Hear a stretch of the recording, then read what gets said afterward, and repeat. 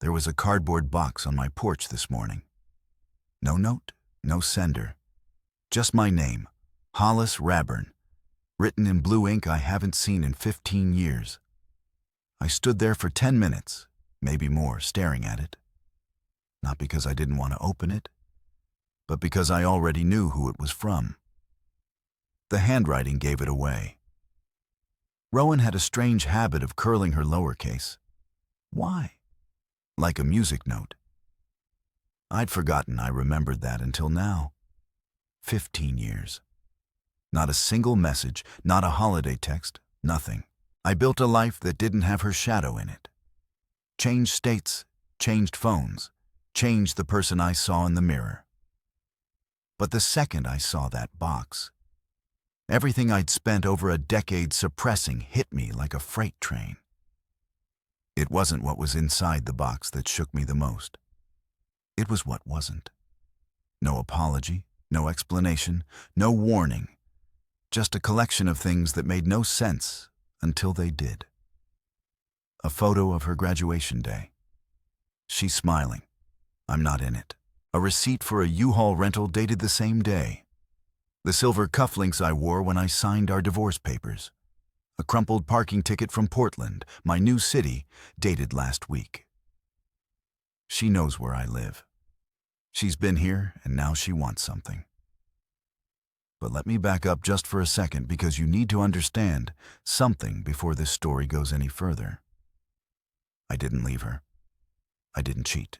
I didn't scream or beg or throw things when she stood in the doorway and told me she was done with small lives and small men. I just sat there. I nodded. I signed. Then I disappeared. Not because I wanted to, but because I knew she never planned to look back. Except now she has. And what terrifies me more than anything, I think she regrets it. And Rowan never regrets anything unless it's already destroyed her. I didn't sleep that night. I left the box untouched on the kitchen table and sat on the floor next to it like it might grow teeth if I looked away. Every hour I walked to the window and peered out, half expecting to see her standing at the tree line watching. It's the kind of irrational paranoia you only feel when someone knows more about you than they should. At 4:17 a.m., I opened the box again, not because I wanted to, but because something in me whispered, "You missed something." The cufflinks were still there, the photo, the U-Haul receipt. But then I noticed something tucked under the graduation photo, a USB drive taped to the back. No label, no explanation. I stared at it for 15 minutes, then another 10, convincing myself not to plug it in, but I did. I couldn't help it. There was only one file, a video. I clicked play. It opened to what looked like security camera footage. No audio. Grainy, but clear enough. A parking lot. Some kind of storage facility. The date stamp was from 3 days ago. I watched in silence as a silver SUV pulled in. The driver got out. I didn't need to see her face to know it was Rowan. The way she carried herself, shoulders sharp, purposeful walk. She opened the trunk and my breath stopped. She wasn't alone. Out clowned a boy, tall, maybe 14 or 15. Awkward posture, same color hair as mine, same fidgety movements I had at that age. My stomach turned cold. She walked him to a unit, unlocked it, and let him inside. 10 minutes passed. Then she came out alone, locked the unit again, drove away. The video ended. That was it. Just enough to confuse me, just enough to ruin me. I unplugged the drive and stared at the wall for what felt like hours. 1,000 questions crashed into each other in my mind, but one kept rising above the rest. Why now? If she had a son, was he mine? Did she hide a pregnancy from me? Or worse, was this a setup? I didn't know what to believe anymore. And that terrified me, because Rowan wasn't the kind of person who acted without a reason. If she was dropping hints, it meant the game had already started and I was 10 steps behind. At dawn, I took the box, the USB, and the graduation photo, packed them in a duffel bag, and drove out of town. I didn't know where I was going exactly, but I knew one thing for sure. If she was willing to find me after 15 years, that meant she needed something. And if she needed something, I had leverage. Unless, of course, the real truth was something far worse than a son. And that kid I saw in the video, maybe he wasn't her secret. Maybe he was her hostage. By the time I hit the state line, the sun was already crawling over the treetops. I hadn't called anyone. I didn't even know who I'd call if I tried. I hadn't had real friends in over a decade. The kind of loneliness you build brick by brick out of old memories and fresh paranoia doesn't exactly leave room for barbecues and birthday calls. But I had a name, the name of the storage facility. I'd frozen the frame during the video and caught the logo on the back wall. North Elm Secure Storage. I searched for it the old-fashioned way on a public computer at a truck stop using a browser I wiped clean before I left. It wasn't far, a few hours northeast of where I disappeared to all those years ago.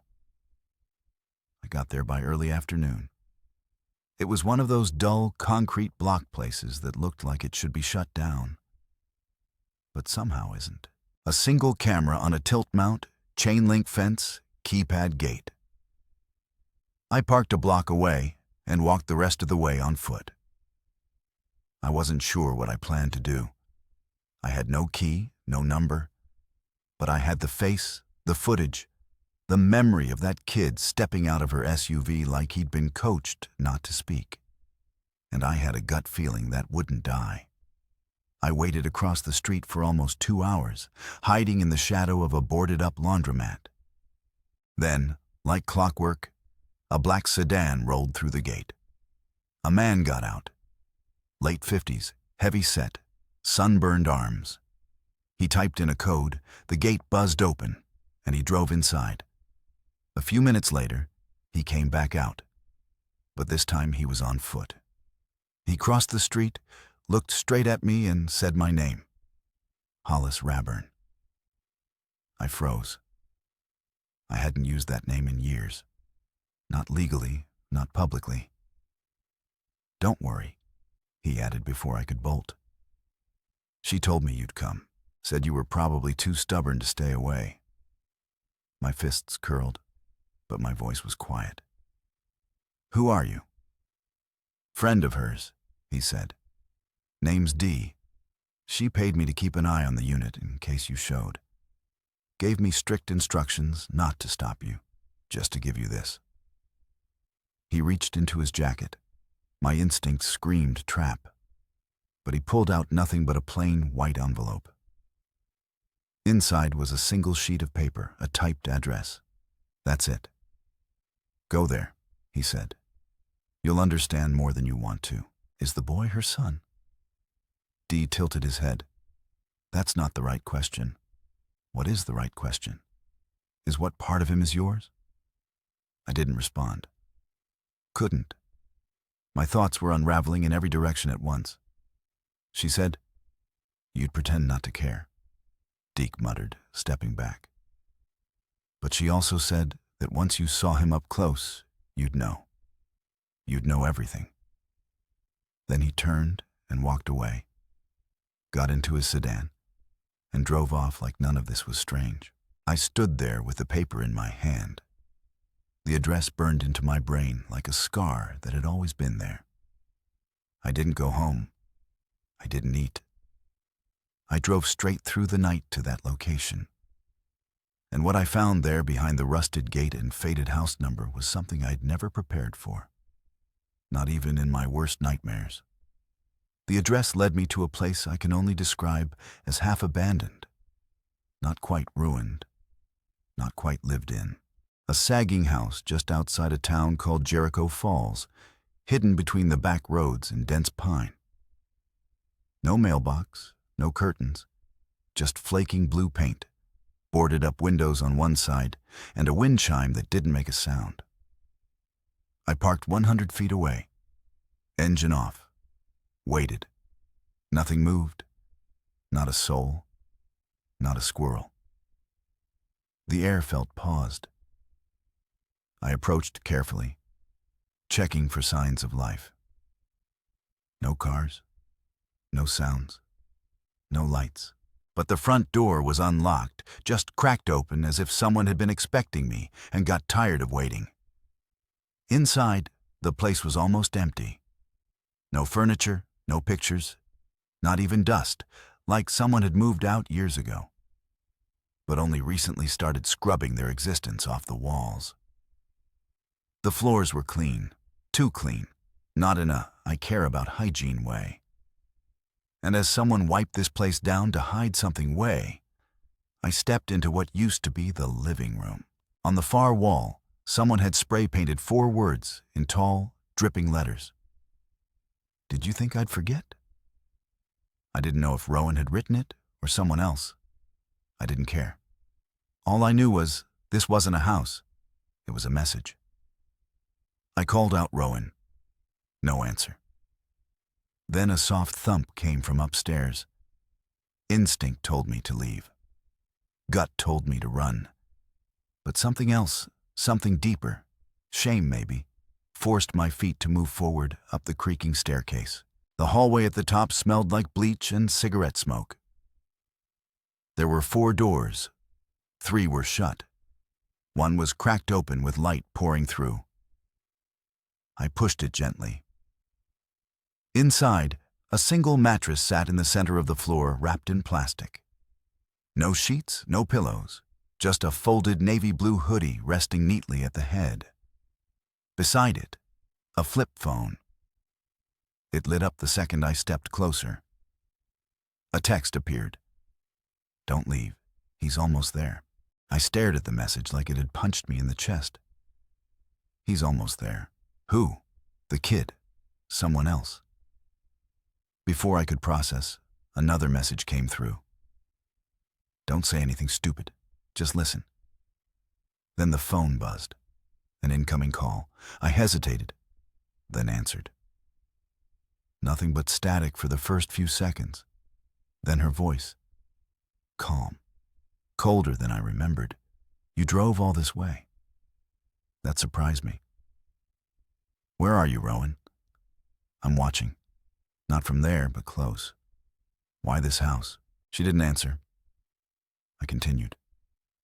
Who is the boy? Silence. Then a long exhale like she was about to drop something heavy. He's the part of me I wanted to destroy and the part of you I couldn't. My knees nearly gave. What does that mean? I didn't just leave you. Hollis, I left everything. You, him, myself, and now it's catching up. I need you to fix it. Fix what, Rowan? The line crackled. He doesn't know who he is, but he's smart. Too smart. He started digging. He found things he shouldn't have. And now, I don't know how long I can keep him safe. Safe from what?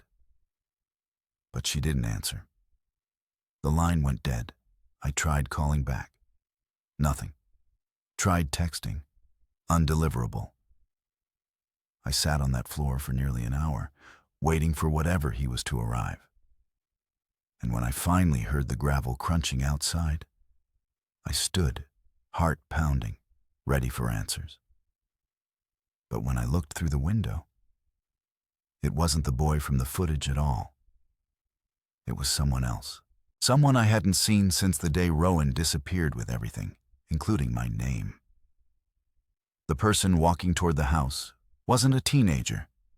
He was a man, late 30s, maybe early 40s, wearing a hooded jacket and moving like someone who didn't expect resistance. His left hand was gloved. His right wasn't. That's when I saw it. A burn scar covering half of his exposed hand, twisting the skin like melted wax. He didn't knock, didn't call out. He just reached the porch and leaned against the railing like it belonged to him. I stayed upstairs watching through the crack in the curtain. He pulled out a cigarette, lit it, waited. Then, as casually as if we'd been old friends, he said into the air, "You're Hollis, aren't you?" My breath caught. "I don't need you to come down," he added. "I just need you to listen. 5 minutes. Then I'm gone." I stayed still, but I didn't interrupt. Something about him told me he meant it. "You don't remember me," he continued, exhaling smoke like punctuation. "But I know you. I knew you before you disappeared, before she filed, before she graduated. I knew Rowan before she ever met you." That alone was a red flag. He kept going. "I was her therapist for about 4 years, off and on. She started coming in after she dropped out the first time. Said she couldn't feel anything. Said the world felt dull. She never talked about family. Never talked about her childhood, just about control, how she needed it, how she'd do anything to get it back." That made me inch closer to the window. He turned his head slightly like he could feel me watching. "She never told you about the clinic, did she? Or the fire?" I said nothing, but my hands went cold. "She was in a psychiatric facility when she was 24. He continued voluntary, stayed 6 months, got better or pretended to. The fire started in her 3rd month out. It was a storage unit she'd kept off record, a place no one was supposed to know about. Only one casualty, a tech who worked nights. His name was Grant. My brother." Now I understood the scar, the way his voice hardened when he said her name. She never got caught. No charges. Just disappeared into her second life. The polished version. The version you met. I finally spoke, my voice cracking. "Why are you telling me this now?" He looked up at the window. Not directly, but close enough. "Because the boy doesn't know what she's done, and he's looking for answers, just like you." "I don't even know who he is," I said. "Yes, you do," the man replied, flicking the cigarette into the gravel. "You just haven't accepted it yet." He turned and started walking back toward the road. I called out, "Is he my son?" He paused only briefly. "He's something worse," the man said. "He's your mirror." And with that, he disappeared into the trees, leaving me standing in a house that felt less like a home and more like a trap I just walked into willingly. That night, I sat with the flip phone again, scrolling through its settings, desperate for clues. I found one, a single saved voicemail. I played it. It was Rowan. Her voice was shaky, almost crying. He found the photos. "Hollis, he knows what I did, and I think he's starting to enjoy it." The message ended there. No context, no explanation. And I realized suddenly, chillingly, I wasn't here to save anyone. I was here to decide who gets out of this story alive. 2 days passed after the voicemail, and I didn't hear from Rowan again. The flipped phone stayed silent. No calls, no new texts, no updates. The man with the burn scar never came back. I half thought I'd imagined him, except his cigarette, but was still there on the porch, half buried in the gravel. I could have gone home, could have driven away, and left all of it behind, like I did the first time. But the problem with ghosts is that once they know where you live, they don't stay buried. So, I followed the only lead I had left, an address scrolled in the back of the flip phone's contacts list. Just one word next to it, Chapel. It was almost 5 hours away, tucked behind a dead-end road outside a forgotten town called Elridge Hollow. The building looked like it had once been a church, but had long since been abandoned. The cross had been torn from the steeple. The windows were boarded up, but there was a fresh tire track in the dirt and a crowbar lying beside the steps. That told me enough. Someone had been here recently. Someone who didn't come to pray. I parked down the road and walked the rest on foot. The front door was chained shut, but the back had been forced open. I stepped inside, careful not to make noise. The interior was stripped. No pews, no altar, just dust, broken glass, and cracked floorboards. Then I heard it. Music, very faint. A piano playing the same few notes over and over. The melody was clumsy, awkward, like someone figuring it out by ear. It was coming from beneath the floor. There was a hatch near the pulpit, half hidden by a broken rug. I pried it open. A wooden staircase led down into a concrete basement. I descended slowly, each step groaning under my weight. The light was dim, coming from a single desk lamp perched beside an old upright piano. And at the piano, sitting with his back to me, was the boy from the video. He didn't turn around. He just kept playing those same notes again and again. I cleared my throat. Hey. He stopped playing. A long silence followed. Then he said, without looking at me, "You came." I froze. "You knew I would. She said you'd try not to, that you'd convince yourself it wasn't your problem. But you'd come anyway. You've spoken to Rowan." He finally turned his head slowly. His eyes locked onto mine, pale blue. No anger, no confusion, just curiosity. The kind that makes you feel like a specimen under a microscope. "She left me here last week," he said. "Said it was safer. Said you were the only person who might understand." "Understand what?" "She lied to me." He said, "All my life. She told me my father was dead. Then she told me he was dangerous. Then she told me he was coming." I took a step forward. "Do you think I'm your father?" He looked at me strangely. "I know you're not, but you still might be." "What does that mean?" The boy stood. He was taller than I expected, lean but not weak. He walked over to a stack of old photographs on the table, handed me one. It was me from 15 years ago, standing outside a gas station looking tired, holding a coffee cup. "Where did you get this?" "She had them hundreds all taken after you left. She's been watching you." My stomach turned. "Why?" I asked. Why keep tabs on someone she walked away from? He looked back at the piano, then down at his hands. "Because she was afraid I'd find you first." I couldn't speak. He added, "I've been dreaming about you since I was 9. Your face, your voice, even your name." I thought I was crazy, but I'm not. I finally asked the question that had been clawing at me since the beginning. "Who are you?" The boy gave a small smile. "That depends who's asking." And then, without warning, he reached into the piano bench and pulled out another envelope sealed in black wax. He handed it to me. She said, "You'd open it when you were ready, but not before." I stared at it, heart pounding. "What's inside?" His smile disappeared. A confession and a request. A request for what? To finish what she started.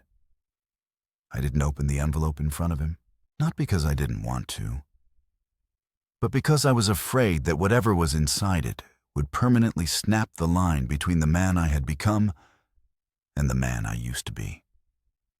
The boy didn't say anything. As I slipped it into my coat pocket, he just turned back to the piano and started playing again. This time, a different melody. Slower, familiar in a way I couldn't place, like a half-remembered lullaby. "I'll be here when you're ready," he said, without turning. I left the chapel without another word. Back in the car, I sat behind the wheel in complete silence for at least an hour, just staring at that wax seal. It was solid black, stamped with the outline of an hourglass. I'd never seen it before, but it felt heavy with meaning, like Rowan had chosen it on purpose, like it was mocking the time she stole from both of us. I broke the seal with my thumb. Inside were 3 pages typed, numbered, signed at the bottom in the same blue ink she used on the box she left at my door. The letter didn't start with, "Dear Hollis." It didn't start with, "I'm sorry." It started with something else entirely. "You never knew who I was. That was my fault. But also maybe not." Page 1 was confession. Rowan admitted to everything I'd only guessed at and more. The psychiatric clinic, the fire, the surveillance. But then came the detail I hadn't expected. She hadn't left me because she stopped loving me. She left because she had convinced herself that being loved, genuinely loved, was a danger to people like her. "I don't attach normally," she wrote. "I study people. I wear them. I become who they need. And with you, Hollis, that terrified me because I didn't need to pretend. And that made me weak. It made me sloppy. It made me human. I couldn't survive being human. Not the way I'm wired." Page 2 was about the boy. His name was Kieran. She had named him after a character from a poem I once read aloud to her in a motel room in North Dakota during one of our early road trips. I didn't remember the poem. I didn't even remember the trip, but she did. Kieran wasn't born in a hospital. No birth certificate, no records. She delivered him at a private compound in the Northwest with help from a woman who no longer exists on paper. Her words, not mine. She claimed Kieran was mine, but there was no test, no proof. "Genetically, he may be your son," she wrote. "But that's not what makes this difficult. It's what I put inside him." Page 3 was the request. Rowan didn't want forgiveness. She wanted permission. She was dying. Something rare, a degenerative condition she refused to name. The doctors gave her under a year. She didn't care about treatments. She only cared about making sure Kieran didn't turn out like her. He's not normal. Hollis, he sees things people don't. He remembers everything, and lately, he started doing things I didn't teach him. Things that scare me. She didn't explain what those things were, only said she had left me clues. A trail pieces that once put together would show me the truth of who Kieran was and what he might become without someone like me to counterbalance him. The final sentence was typed in all caps, as if she wanted to burn it into my skull. If I was the fire, he is the smoke. And smoke can get into places flames never reach. I folded the letter slowly. My hands were shaking. That night, I didn't sleep. I just sat by the window of a roadside motel, staring at the sky, wondering how a boy I'd never met until now had been living with my face burned into his dreams. Wondering what kind of person leaves a legacy without ever speaking the word. Wondering if this was my second chance or my final mistake. And just before dawn, there was a knock at my motel door. I opened it. Kieran stood there holding a photo I'd never seen before. One of Rowan, me, and a child no more than 4 years old. All smiling in a backyard I couldn't place.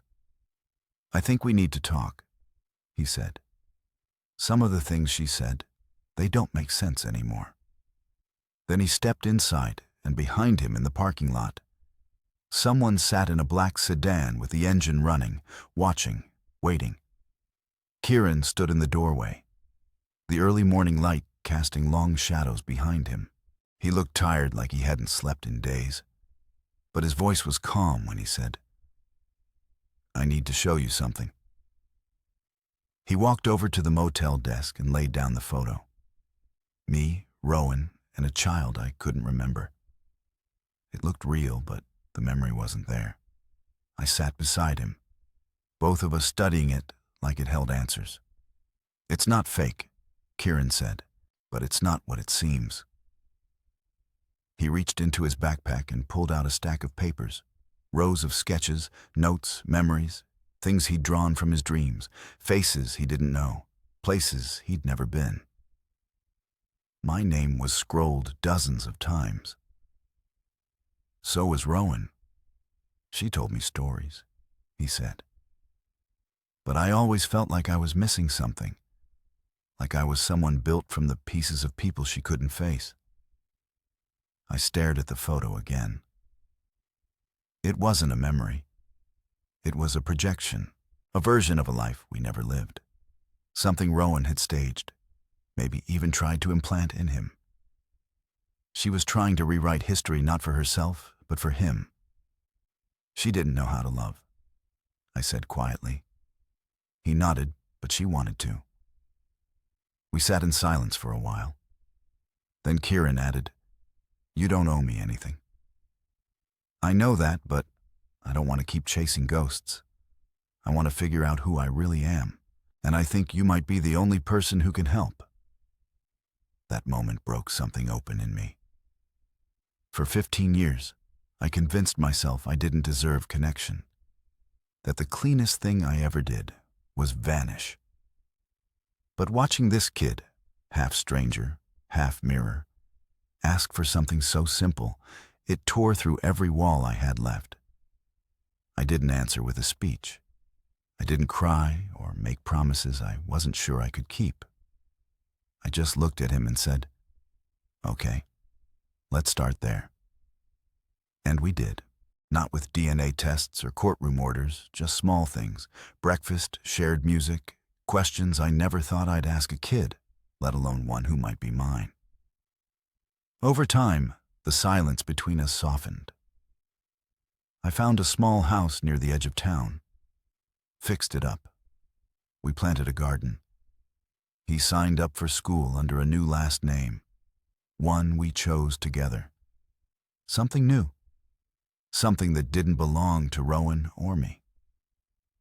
We never found out who sat in that black sedan that day. Maybe it was Dee. Maybe someone Rowan had warned, or someone who wanted to ensure her final plan played out. But no one ever came to the door. Rowan passed 2 months later. No funeral, no obituary, just a letter sent by an unnamed contact confirming she'd left the world the same way she moved through it. Quiet, calculated, unfinished. But Kieran kept her drawings, her music, even her photo. He didn't hate her. And somehow, neither did I. Some people are too broken to finish what they start. But sometimes, if you're lucky, they leave just enough for someone else to rebuild. And that's what we did.